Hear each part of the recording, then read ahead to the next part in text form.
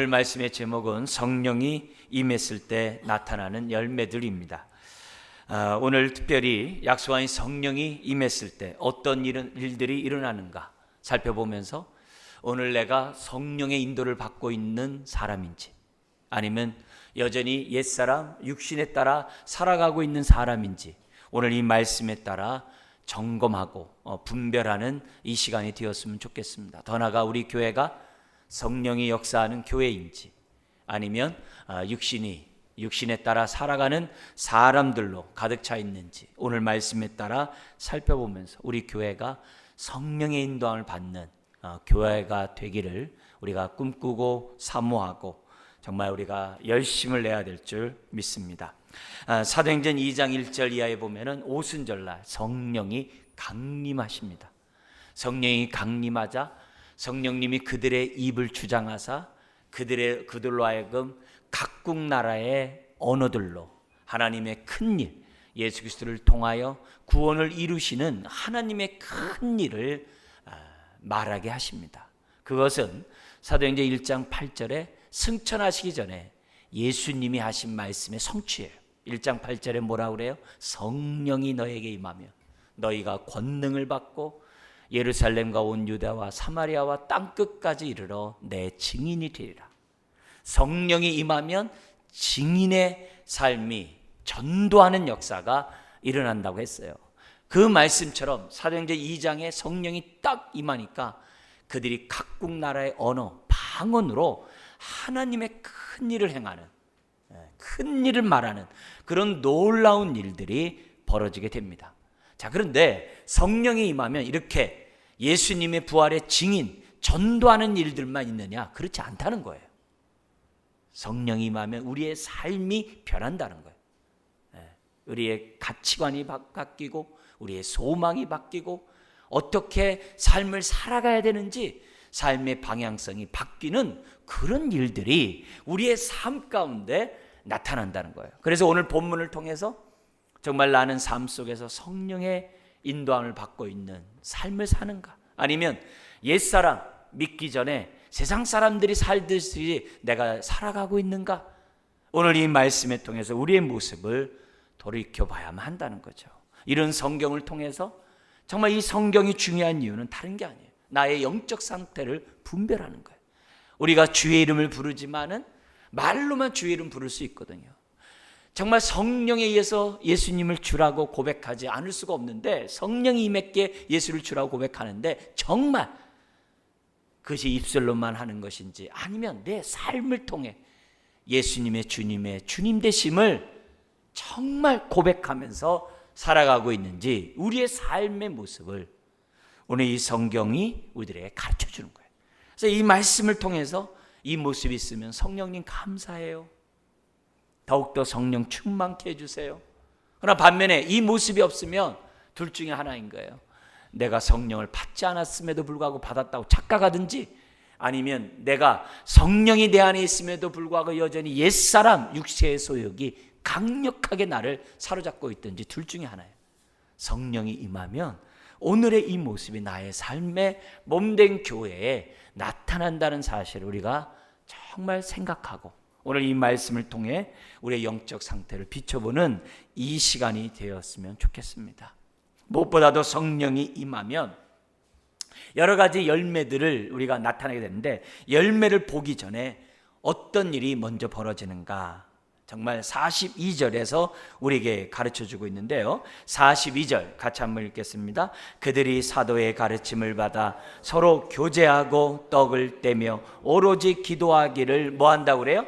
힘쓰니라, 전념한다는 얘기예요. 삶의 방향성이 정해진다는 거예요. 무엇이 중요하고 옳고 어떤 삶이 의미 있고 가치 있고 보람되고 행복한지 어떻게 사는 것이 인생을 허비하지 않고 정말 복되게 사는지 깨닫게 되고 그리고 본질적인 영적인 일에 내 삶을 집중하게 된다는 거죠. 그래서 성령이 임하면 오로지 힘쓰는 일들이 나타난다는 거예요. 무엇이 중요한지 어떤 곳에 내가 정말 집중하며 살아가야 되는지 우선순위가 뭔지 그것을 깨닫게 되고 그런 삶에 내 삶을 드리게 된다는 거예요. 사람들은 아무 일에 오로지 힘쓰지 않아요. 물론 생업에 또 배우는 일에 하루하루 살아가는 일에 힘쓰는 일들이 많이 있죠. 그렇지만 그 마음 중심에는 하나님이 계세요. 직장에 있어서나 학교에 있어서나 가정에 있어서나 어디 있든지 그 마음에 그의 마음을 그 인생을 이끌으시는 분이 성령님이세요. 성령님이세요. 아무 일에나 사람들이 힘쓰지 않습니다. 그래서 동시에 우리들이 알아야 될 것이 뭐냐면 내가 힘쓰는 것이 성경과 일치하냐게, 오늘 본문과 일치하냐게, 오늘 본문의 삶과 일치하고 있느냐, 이게 내 마음의 중심에 무엇이 자리 잡고 있는지 오늘 이 본문이 우리에게 가르쳐줘요. 자, 그래서 구체적인 우리 열매들을 성령이 임할 때 나타난 것을 좀 보겠는데요, 이 42절은 그 43절 이하의 말씀의 요약한 말씀이에요. 그래서 우리 42절 중심으로 보겠는데요, 첫 번째 우리가 성령이 임하면 어떤 일에 힘쓰게 되느냐, 42절 이런 말씀이 있습니다. 그들이 사도의 가르침을 받아. 첫 번째 힘쓰는 일이 뭐냐, 사도의 가르침을 받는데 오로지 힘쓴다는 거예요. 말씀을 알고자 해요. 더 듣고자 해요. 배우고자 해요. 주를 아는 지식 속에 자라가고자 하는 그런 일이 있어요. 왜냐? 성령님은 말씀이 말씀되게 하는 영이시거든요. 진리의 영이시거든요. 성령이 임하면요, 말씀이 깨달아져요. 말씀이 살아 운동력 있게 돼요. 말씀이 오늘의 말씀이 되도록 성령님 우리의 마음을 주장하세요. 그래서 성령의 인도함 받는 사람은 말씀을 사모해요. 성령이 함께한 사람치고 말씀을 소리 여긴 사람 없어요. 말씀을 소리 여긴 사람 없어요. 성령 받은 사람들은 말씀을 가까이 하려고 해요. 성경을 읽지 않아도 성령님이 그 안에서 하나님 말씀이 기억나고 생각나게 하세요. 하나님 말씀대로 살도록 성령이 우리의 마음을 주장하세요. 성령님은 진리의 영이에요. 말씀을 떠나질 않아요. 그분은 말씀이 말씀되게 해요. 성경에 기록된 말씀이 오늘 나의 말씀이 되도록 해요. 시편 1편에 누가 복이 있는 자라고 그랬어요? 하나님 말씀을 주야로 묵상하는 자가 복이 있다고 그래요. 성령님이 함께하는 사람은 자꾸 말씀이 기억나고 생각나게 하고 그 말씀을 묵상하게 하고, 더구나 우리가 허물과 죄로 죽었던 우리들이 뭐 때문에 살아났어요? 생명의 말씀인 하나님의 말씀으로 우리의 영이 거듭났잖아요. 살아났잖아요. 그러니까 우리의 영이 풍성하고 정말 우리의 영이 정말 복되게 하는 것은 하나님의 말씀이라는 것을 알아요. 그래서 말씀을 사모하게 됐어요. 배우는 것을 사모하고 듣기를 사모하고 우리의 삶이 말씀의 터 위에 깊게 뿌리를 내려 세움을 입어 그 삶의 말씀대로 살아가도록 성령님이 역사하신다는, 그러니까 말씀에 대해서는 사모함이 남다르죠. 개인만 그런 게 아니에요. 교회에서도 성령이 역사하는 교회는 말씀이 충만해요. 말씀이 충만, 피차 가르치고 권면하고자 해요. 하나님을 알아가고 알려주고자 해요. 교회에 말씀이 풍성하게 되어 있어요. 그래야 말씀이 충만해야, 그래야 하나님의 뜻이 이루어져요. 말씀이 충만해야 땅끝까지 이르러 정말 하나님을 믿는 사람들이 생겨나게 돼요. 사도행전은 어떤 말씀의 책이냐면 사도행전 1장 8절을 중심으로 기록되어 있어요. 아까 말했던 1장 8절이 뭐죠? 성령이 너에게 임하면 너희가 권능을 받고 예루살렘에서 주님의 증인이 될 뿐만이 아니라 온 유대뿐만이 아니라 사마리아뿐만이 아니라 땅끝에도 너희들이 예수의 부활의 증인의 삶을 산다고 하셨어요. 그 삶이 어떻게 이루어지는지를 기록한 것이 사도행전이에요. 그래서 28장까지 있습니다만 28장으로 끝나지 않고 오늘까지 계속 사도행전의 역사는 지금 쓰여지고 있어요. 쓰여지고 있어요. 그 가운데 이 사도행전 이 28장에 나와 있는 내용이 정말 예루살렘에 정말 하나님의 구원의 역사가 나타나고, 갈릴리와 사마리아 땅에 정말 구원의 역사가 나타나고, 땅끝까지 이르러 구원의 역사가 나타났다는 것을 기록했어요. 근데 기록하면서 반복적으로 사도행전에 기록한 말씀이 있어요. 우리가 그 말씀을 잠깐 우리가 한번 좀 성경을 통해 살펴보기를 원하는데요, 6장 7절을 한번 보세요. 손가락을 옆에 딱 껴놓으시고 6장 7절을 한번 읽겠습니다. 하나님의 말씀이 점점 왕성하여 어디에요?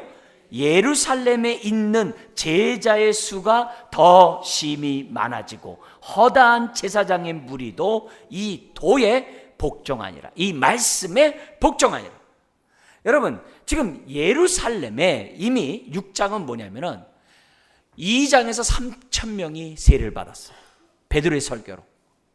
3장에 안진뱅이가 일어나는 사건으로 5,000명이 예수를 믿었어요. 예루살렘에 벌써 8,000명이나 되는 사람이 예수를 믿었어요. 근데 그 예루살렘에 그것으로 끝나는 게 아니라 하나님의 말씀이 점점 왕성하여 예루살렘에 있는 제자의 수가 어떻게 됐다고 그래요? 더 많아지다가 아니라 더 심히 많아지고. 근데 많아지는 그 수 속에 누가 들어가느냐? 허다한 제사장의 무리도 이 도에 복종하니라. 여러분, 예수님을 십자가에 못 박는데 앞장섰던 사람이 제사장들이었어요. 근데 그들은 성전의 휘장이 위로부터 아래로 갈라지는 것을 본 사람들이에요. 그리고 예수님이 십자가의 죽음이 구약의 모든 제사의 완성이라는 것을 깨달았던 자들이에요. 그러니까 더 이상 예수님을 믿지 않을 수가 없는 거죠. 그래서 허다한 제사장의 무리가 예수님을 믿는 역사가 나타나는데 그들이 다 뭐에 복종했다고요? 이 도에, 이 말씀에 복종하니라 그래요. 말씀이 흥하는 곳에서는 구원의 역사가 나타난다는 거죠. 자, 그런데 뒤에 보면은 9장 31절을 보십시오. 9장 31절에 보면 이런 말씀이 있어요. 그리하여 온 유대와 갈릴리와, 유대는 남쪽이고 예루살렘이 있는 그 유대 지역이고 갈릴리는 저 북쪽이에요. 북쪽이에요. 그리고 그 중간에 사마리아 지역이 있어요. 근데 뭐라고 됩니까? 그리하여 온 유대와 갈릴리와 사마리아 교회가 평안하여 든든히 서가고, 그때는요 사람들이 순교하고 핍박을 당하고 고난을 당하는 그런 상황이에요. 그럼에도 불구하고 교회가 평안하여 든든히 서가고 주를 경외함과 성령의 위로로 진행하여 수가 더 많아지니라. 그렇게 하면서 무슨 사건이 나오냐면은 12장 24절로 넘어가 보세요. 예수님이 12 제자 중에 야고보가 순교를 당합니다. 베드로가 감옥에 갇히는 그런 일이 생겨납니다. 그런데 그럼에도 불구하고 어떤 일이 벌어지냐? 24절 읽겠습니다. 하나님의 말씀은 흥왕하여 더하더라. 말씀은 계속 흥왕하는 거예요. 순교가 있고 핍박이 있어도 말씀은 더욱더 흥왕하는 거예요. 그리고 13장부터 선교가 시작돼요. 13장에서부터 이방인 선교가 땅끝까지 시작이 돼요. 그래서 13장부터 쫙 진행되는데 가는 곳마다 교회가 세워집니다. 가는 곳마다 구원의 역사가 생겨납니다. 그러면서 19장 20절 한번 보세요. 19장 20절에 바울이 터키 서쪽에 있는 에베소 지역까지 가게 되는 역사가 나타납니다. 그리고 그때 그 에베소 지역은 아데미 여신상이 불가사의한 그 어마어마한 신상을 세워놓고 섬기고 있었어요. 그 도시 자체가 음란의 도시고 우상의 도시예요. 근데 바울이 복음을 전하자 그들이 꼬꾸라진 거예요.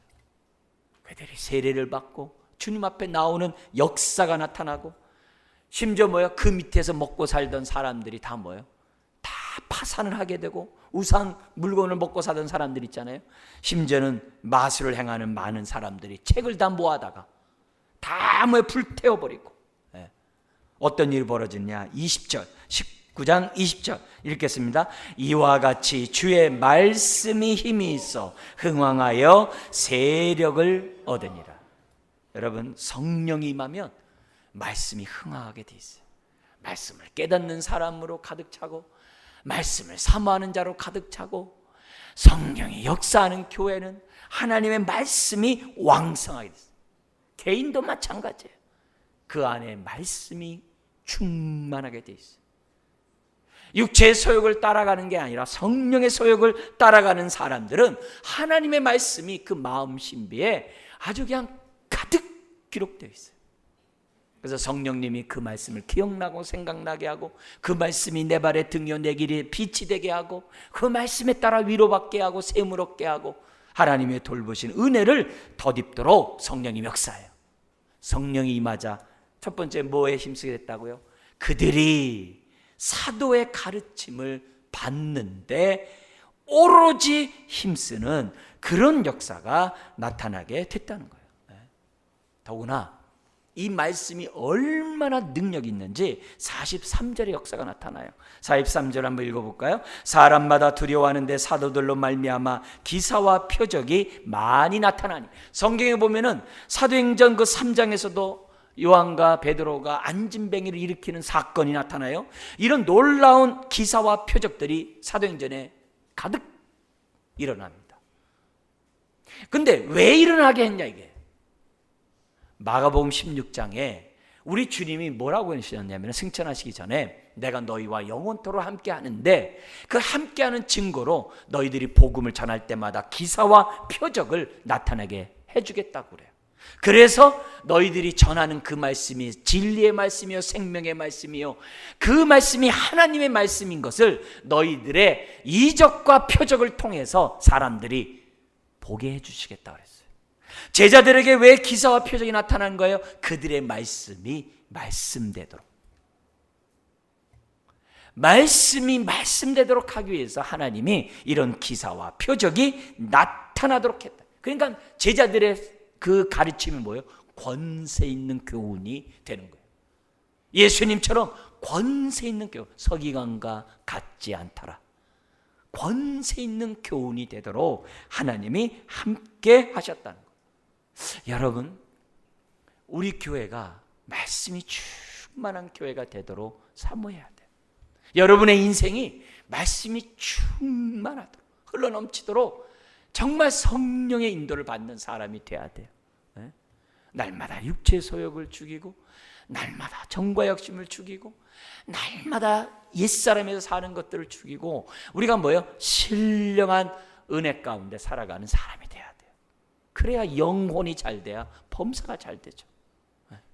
그런 은혜가 첫 번째 따라온다. 두 번째, 성령이 임하면 어떤 일에 오로지 힘쓰는 이들이 생겨나는가. 2절에 보면은 그들이 사도의 가르침을 받아 그 다음에 뭐라 그래요? 서로 교제하고. 여러분, 말씀을 받아놓고 은혜를 받아놓고 혼자 꿀꺽 삼키는 사람 없어요. 하나님이 말씀을 깨닫게 하면 나누게 하세요. 그 말씀이 흘러가게 해요. 그래서 함께 은혜를 받고 함께 예배를 하는 사람들의 특징을 보면 말씀의 교제를 나눠요. 말씀의 교제를 나눠요. 교제를 나눌 뿐만 아니라 성경에 피차 가르치고 권면함으로 각 사람을 온전케 하는 일이 생겨난다라고 말씀해요. 말씀을 받고 예배를 드리고 그냥 가지 않아요. 받은 바 은혜를 나누게 되어 있어요. 저는 원래 말 못해요. 남 앞에 말 못해요. 그게 통하지가 않아요. 성령이 임하면 그 배에서 생수의 강이 이렇게 흘러나리라 했어요. 말씀이 이렇게 흘러나오게 돼 있어요. 은혜를 받으면 은혜가 흘러나오게 돼 있어요. 받은 은혜가 자꾸 말하고 싶어요. 왜요? 그 말씀 때문에 내가 살았기 때문에 남을 살리고 싶거든요. 허물과 죄로 죽었던 자들이 말씀을 들음으로 살아났는데 어찌 그 말씀을 나만 갖겠냐 이게요. 비법을 알고 있는데 그 비법을 나만 갖고 있겠어요? 그렇지 않죠. 그래서 성령이 임하면 사람들이 있어요. 말씀의 교제를 나누고 싶어하는 성령님이 그렇게 역사해요. 여러분, 신앙생활은 이런 말씀의 교제 없이는 건강할 수 없어요. 건강한 교회가 말씀 없이, 말씀 나누는 것 없이 될 수가 없어요. 여러분, 나와 동일한 믿음을 갖고 있는 사람이 옆에 있고 나와 동일하게 하나님을 아버지라 부르는 사람이 옆에 있는데 그 사람에 대해서 무관심하다? 천만에요. 그럴 수가 없어요. 성령이 함께 하면은 말씀의 교제를 나누고 싶어요. 그래서 하나님과의 관계만 온전한 것이 아니라 사람과의 관계도 온전하도록 사람들이 돼요. 오로지 힘쓰게 돼 있어요. 오로지 힘쓰게 돼 있어요. 그래서 성도들끼리 서로 볼 때마다 동일한 믿음을 갖고 있는 사람, 동일한 하나님을 아버지라 부르고 있는 사람으로 인식해가지고 사람들이 뭐예요? 자꾸 내가 뭐예요? 영적인 공급을 하려고 해요. 계속 말씀의 역사. 근데 이 교제가 말씀의 교제만 하질 않아요. 그게 44절 45절이에요. 같이 한번 읽어볼까요? 믿는 사람이 다 함께 있어 모든 물건을 서로 통용하고 또 재산과 소유를 팔아 각 사람의 필요를 따라 나누어 주며. 여러분, 말씀만 나누는 게 아니라 삶을 나눠요. 성령이 함께 하면은 삶을 나눠요. 삶을 나눈다는 얘기는 무슨 말이에요? 한 가족이라는 깨달음을 갖게 되었다 이게요. 예수님이 그랬어요. 누가 내 모친이면 내 형제냐? 혈육이 아니라는 거예요. 하나님의 말씀에 순종하는 자가 내 모친이요 내 형제라고 그랬어요. 성령을 딱 받으면요, 내가 동일한 믿음을 갖고 있는 사람이 나의 가족이라는 생각이 딱 들어요. 육체의 피로써 맺은 가족도 귀해요. 그러나 보혈의 피로 맺은 가족은 더 중요해요. 성령이 믿음을 갖고 있는 사람에 대해서 그 존귀함이 열리게 돼요. 동일한 믿음을 갖고 있는 사람 천국에서도 만날 것인데 그 사람에 대한 그 마음이 남달라요. 그러니까 뭐예요? 교제를 나누는 거예요. 삶을 나누는 거예요. 가족끼리는 물질 나누는 거 해요. 그죠? 지금 뭐예요? 영적인 가족 또한 한다는 거. 왜요?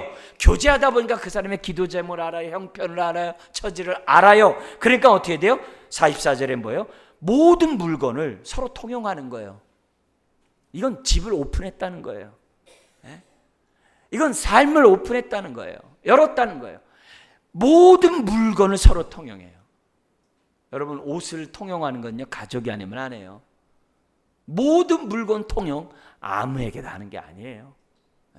근데 성령이 임하면 저 사람에게 필요한 것을 통용한다는 거예요.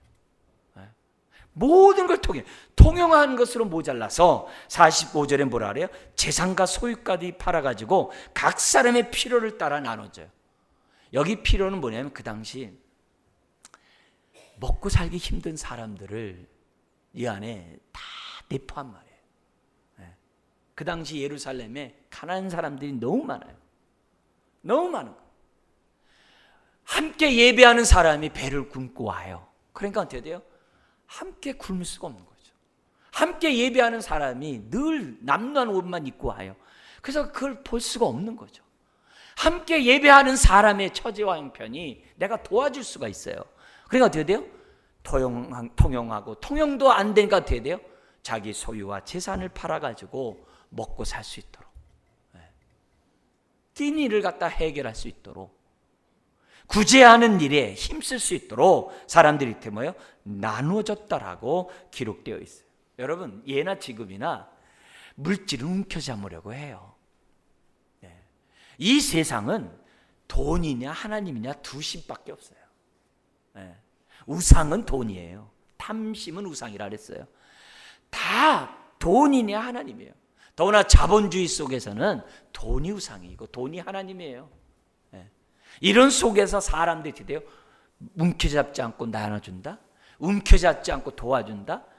이건요, 맨정신으로 안 돼요. 성령님이 함께 하셔야 돼요. 성령님이 재물의 주인이시고 성령님이, 우리 하나님이 우리의 삶을 책임져 주신다는 믿음 없이는 절대 손을 안 핍니다. 손을 붙잡아야 내 삶이 안전하고 노후가 그나마 먹고 살 수 있는데 그걸 왜 놔요?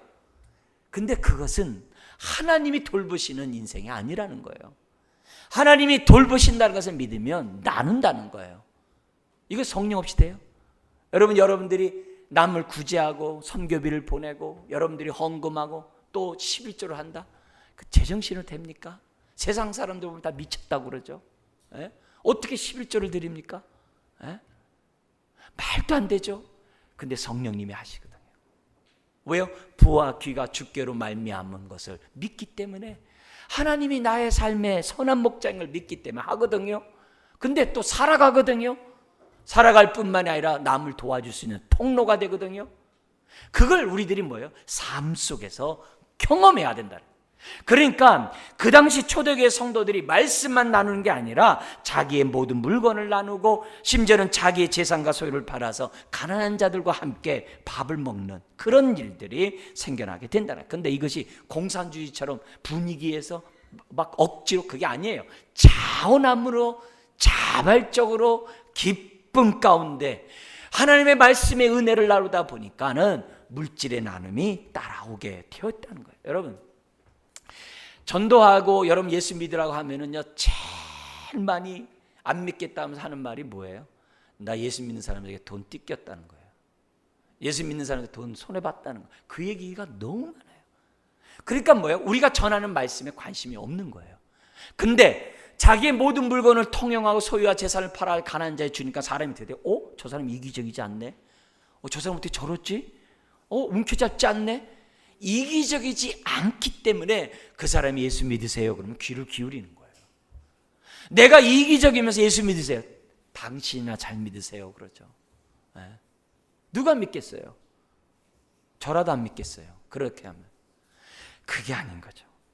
지금 초대교회 사람들이 말씀의 은혜를 나누다 보니까 삶까지 나누었죠. 그래서 이것에 대해서 빌립보서 4장은 그 물질 나눔이 향기로운 제물이요, 그리고 너의 삶이 필요할 때 풍성한 삶으로 채워주겠다라고 하나님이 약속을 하세요. 그래야 뭐예요? 더 남에게 베풀잖아요. 복의 통로가 된다는 얘기는 뭐예요? 내가 마르지 않는다는 거거든요. 계산을 잘 하셔야 돼요. 은행의 잔고는요, 마르게 되어 있어요. 하나님의 잔고는 마르지가 않아요. 그것이 오늘 나의 믿음이냐, 그것이 내가 성령의 인도함을 받느냐, 그렇지 않느냐 차이는 거예요. 세 번째, 성령이 임하면 어떤 일에 더욱 힘쓰는 자가 되느냐. 42절에 보면 이렇게 되어 있습니다. 그들이 사도의 가르침을 받아 서로 교제하며 뭐가 있어요? 떡을 떼며. 떡을 떼는데 오로지 힘써요. 여러분, 이 떡을 뗀다는 것은 그 당시 시대에는요, 식사예요. 근데 그때 당시 식사는 성만찬과 같이 했어요. 성만찬과 애찬식을 같이 했단 말이죠. 네? 오늘날 같이 이렇게 우리 조그맣게 안 해요. 같이 한단 말이에요. 근데 떡을 뗀다는 의미는 사도행전에서는 다른 게 아니에요. 우리 주님이 마지막 만찬 때 구약의 모든 언약을 성취하는 의미에서 새 언약을 체결해. 그래서 구약은 옛 언약, 신약은 새 언약이잖아요. 새 언약을 체결하는데 뭘로 체결하느냐? 주님이 떡과 포도주를 떼고 마시게 하면서 뭐냐면, 이 떡은 내 몸이니 이 포도주는 내 피니. 그러면서 우리 주님이 마지막에 제자들과 새 언약식을 체결해요. 그래서 초대교회 성도들은 떡을 뗄 때마다, 음식을 먹을 때마다 뭘 생각해요? 새 언약의 그 주님의 그 마지막 만찬을 생각하면서 식사를 했던 거예요. 그러니까 성령님은 식사를 하더라도 육적인 이 몸을 유지하기 위해서 식사하게 한 것이 아니라 그 육신의 음식을 먹으면서 뭐라 그러는 거예요? 너는 살과 피를 먹고 마셔야 되고, 먹고 마신 자라는 것을 자꾸 기억나고 생각나게 하고, 말씀을 먹으면 먹을수록 새 언약 백성인 것을 자꾸 깨닫게 하신다는 거예요. 그래서 음식을 나누면서 어떻게 돼요? 그리스도의 몸을 나누는 그런 삶을 초대교회가 살게 된다는 거예요. 여러분, 음식을 먹는다는 것은 굉장히 중요해요. 네? 이스라엘 사람들은요, 아무하고도 이스라엘 사람들은 밥 안 먹어요. 네? 뭔가 이렇게 관계가 있는 사람하고 밥을 먹는다고 그래요. 우리도 마찬가지죠. 아무나하고 밥 안 먹어요. 밥을 먹을 정도가 되면 특별한 관계죠. 관계죠. 음식이라는 것은 그만큼 굉장히 중요해요. 서로 간의 관계에서 굉장히 중요해요. 근데 예수님은 바리새인이 비아냥거렸던 것처럼 먹기를 탐한 자처럼 살았어요. 근데 예수님 왜 이렇게 모일 때마다 먹고 마셨습니까? 천국은 이와 같으니라. 천국은 잔치와 같으니라는 것을 깨닫도록 하기 위해서 먹는 것을 굉장히 중요히 여겼어요. 오늘도 마찬가지예요. 먹는 게 너무 중요해요. 근데 그게 육적인 배부름만 위해서 먹으면 꽝이에요. 그걸 통해서 우리는 생각해야 돼요. 나는 영혼의 양식을 먹고 마시고 있는가? 주님의 살과 피를 먹고 마시고 있는가? 그러면서 우리가 식사를 해야 되는 거죠. 식사를 하면서도 저 사람은 나와 같은 새 언약 공동체 한 지체다라는 생각으로 밥을 먹어야지. 그렇지 않으면 어떻게 돼요? 그 모이면 그냥 육적인 밥이에요. 그냥 그건 세상적인 밥이에요. 주님이 원하는 것은 주님의 살과 피를 먹고 마시는 그런 사귐을 우리들에게 요구하는 거예요. 그래서 예나 지금이나 밥 먹는 사람은 한 가족이에요. 그만큼 친하다는 거죠. 그래서 성도들이 은혜를 받고 서로 교제하는 것을만 끝나지 말고 뭐 하라는 거예요? 떡을 떼려면 어떻게 해야 돼요? 거기 46절에 보면은 같이 한번 읽어볼까요? 날마다 마음을 갖춰서 성전에 모이기를 힘쓰고 집에서 떡을 떼며 기쁨과 순전한 마음으로 음식을 먹고. 떡을 떼려면 집안을 공개해야 돼요. 집으로 초대해야 돼요. 물론 식당에서 먹을 수 있겠죠. 그렇지만 어쨌든 여기서 집에서 사람들과 함께 식사를 한다는 얘기는 이건 보통 관계가 아니에요. 더구나 우리는 영적인 관계가 아니겠어요? 초대교회가 3,000명, 5,000명 막 수많은 사람들이 막 믿어요. 근데 그런 예루살렘이 그렇게 말씀이 흥황하고 교회가 점점 커갈 수 있었던 이유는 뭐냐? 다른 게 아니에요. 예배만 드리고 말씀의 교제를 나누는 게 아니라 삶을 나누고 지금 뭐예요? 밥을 나누기 때문에 그들이 어떻게 돼요? 신앙이 견고해지고 건강해지고 그 3,000명, 5,000명 되는 그 교회가 든든히 서가는 거예요.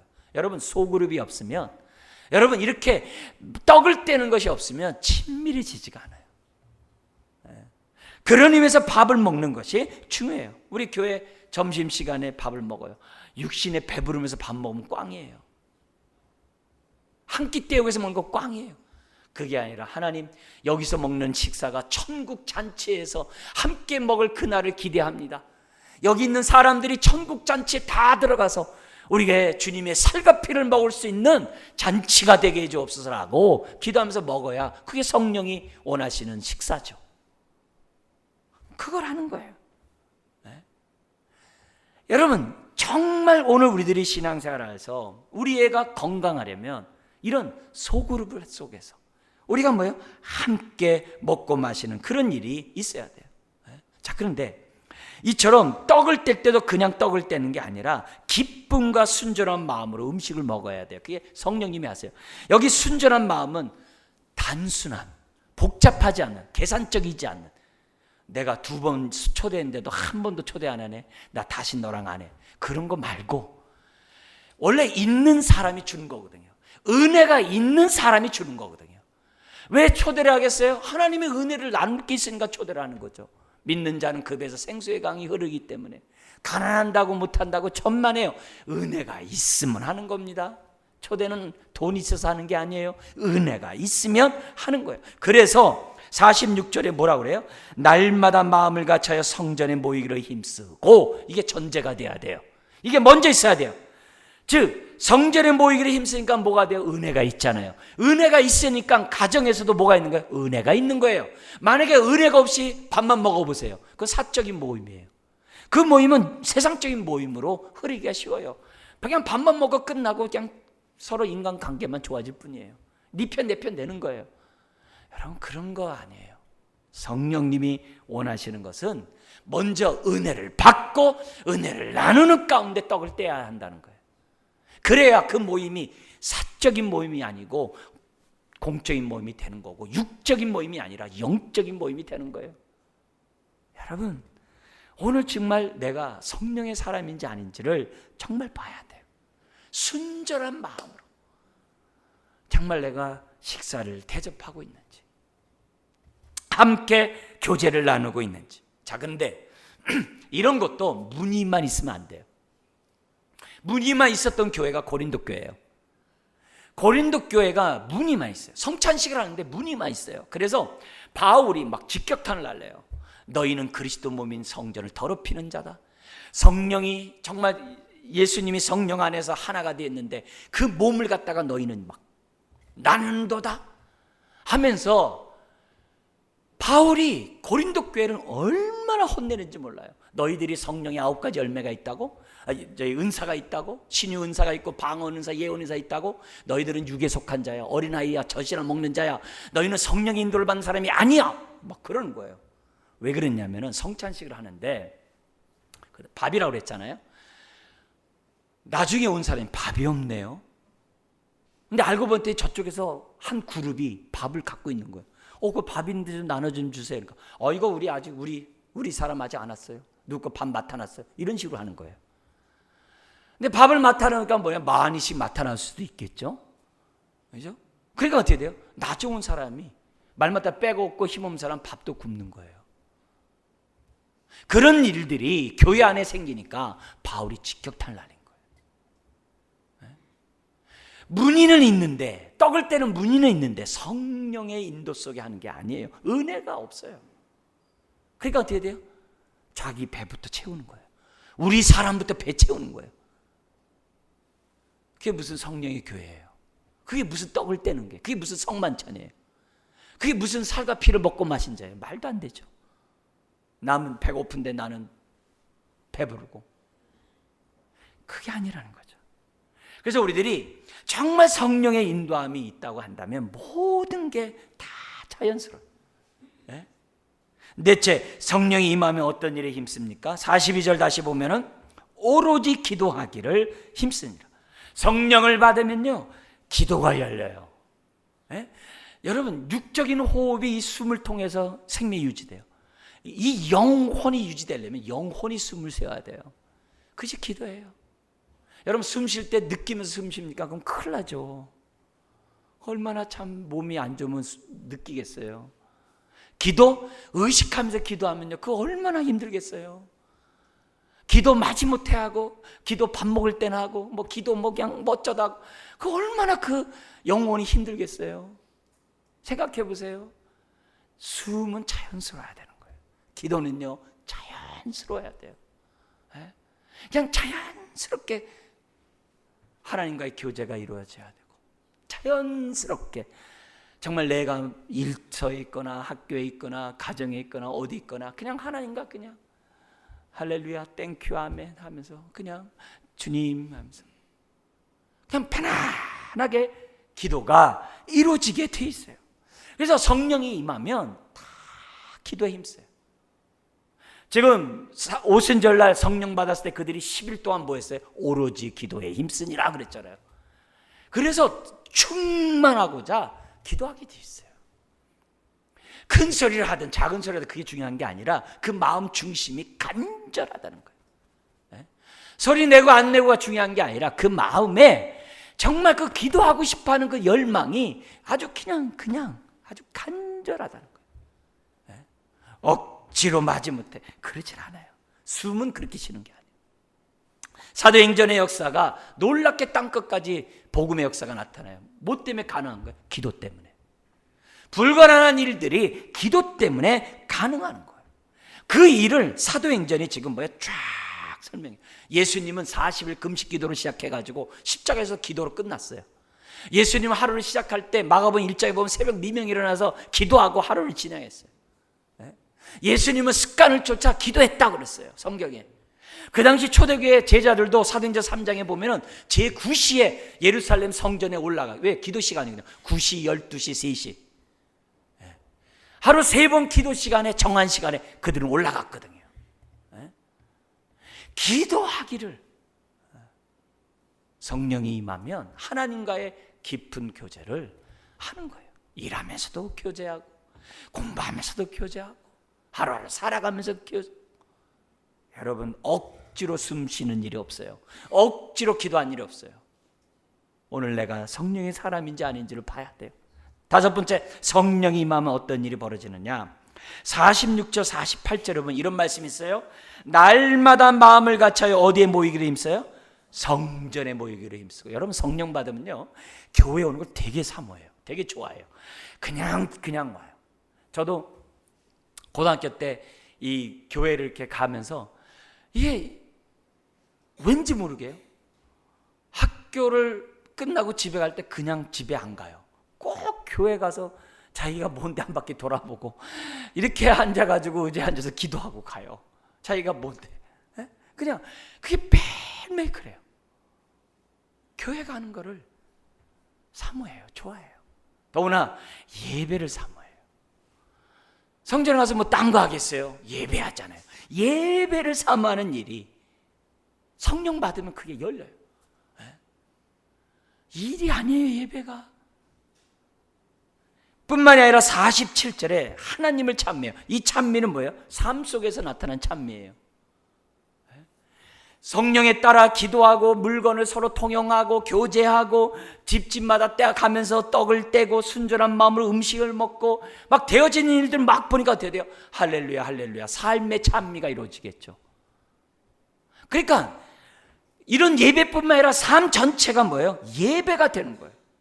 그러니까 점점 예배드리기를 원해서 날마다 성전에 모이기를 힘쓰는 그런 일이, 그리고 그의 삶 속에 찬미가 떠나지를 않는 거예요.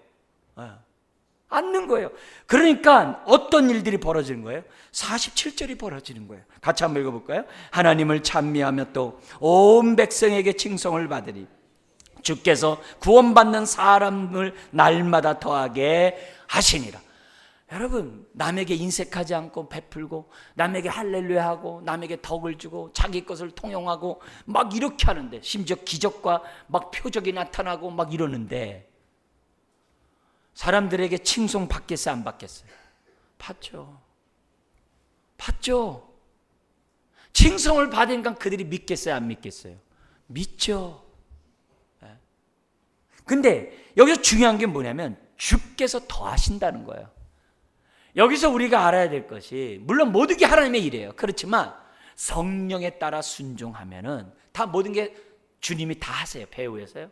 우리가 말씀을 사모하고 교제하고 막 이렇게 떡을 떼고 기도하고 다 주님이 다 도우세요. 그러나 무엇보다도 우리가 이런 삶을 살면 어떻게 돼요? 사람이 날마다 더하도록 주께서 역사하신다. 여러분, 뭐니 해도요, 영혼 구원이 최고예요. 우리가 먼저 예수를 믿은 이유는 다른 거 없어요. 한 영혼을 나를 통해 구원하려고. 나를 왜 먼저 구원했느냐? 주 예수를 믿으라, 그리하면 너와 네 집이 구원을 얻으리라. 우리 가족을 구원하려고. 여러분, 영혼 구원하지 않으면 아무 소용없어요. 근데 사람들은 어떻게 돼요? 이와 같다는 거예요. 뭐냐면 고기를 잡으려고 장비를 샀어요. 고기를 잡으려고 배도 샀어요. 최신 아주 컴퓨터 장비 다 샀어요. 모든 거, 고기를 잡으려고 막 뭐가 필요합니다, 뭐 고기를 잡기 위해서 이런 훈련이 필요합니다, 온갖 다 했어요. 근데 이 배가요, 도대체 바다로 가질 않네. 고기 잡이에 필요한 것들은 다 갖춰놨는데 안 가요. 하다 보니까 뭐 장비가 또 옛 거기 때문에 새로운 컴퓨터로 뭐 고기가 어디 있는지 찾아야 된다고 그러고 뭐 맨 그런 거 연구하다 그런 것만 갖다 놓고, 그러다 보니까 또 페인트 칠하면서 배 또 넣네. 여러분, 나가지 않으면 아무 소용없는 거예요. 우리가 아무리 예배를 드리고 아무리 삶 속에서 열심히 신앙생활해도 나를 통해서 구원받는 자가 더하지 않으면 우리의 삶은 의미가 없는 거예요. 뭔가 잘못된 거예요. 나를 통해 구원받는 사람이 없으면 뭔가 잘못된 거예요. 내가 이기적이지 않고 정욕적이지 않은데 나를 칭송하지 않을 사람이 있을까요? 물론 환난과 핍박이 있을 수도 있겠죠. 그렇지만 중요한 것은 주께서 나를 통해 구원 얻는 자가 더하도록 하신다는 거예요. 여러분, 오늘 말씀을 생각해 보세요. 나는 성령의 사람인가 아닌가? 오늘 정말 나는 무엇에 힘쓰고 있는가? 그 힘쓰는 것이 성경과 맞는가 안 맞는가? 오늘 이 말씀에 보셔야 돼요. 정말 말씀을 듣고자 하는 모습이 나에게 얼마나 있는가? 말씀의 교제와 삶을 나누고자 하는 그 일에 나는 얼마나 헌신적이고 삶을 오픈하고 있는가? 떡을 떼며 기쁨으로 순전한 마음으로 음식을 먹으면서 한 가족됨을 확인하고 서로 친밀한 공동체를 세워가고 있는가? 아니면 육적인 배부름만 위해 사는가? 기도의 맛을 아는가? 나를 통해 정말 하나님이 영광 받으실 뿐만 아니라 구원받는 자들이 있는가?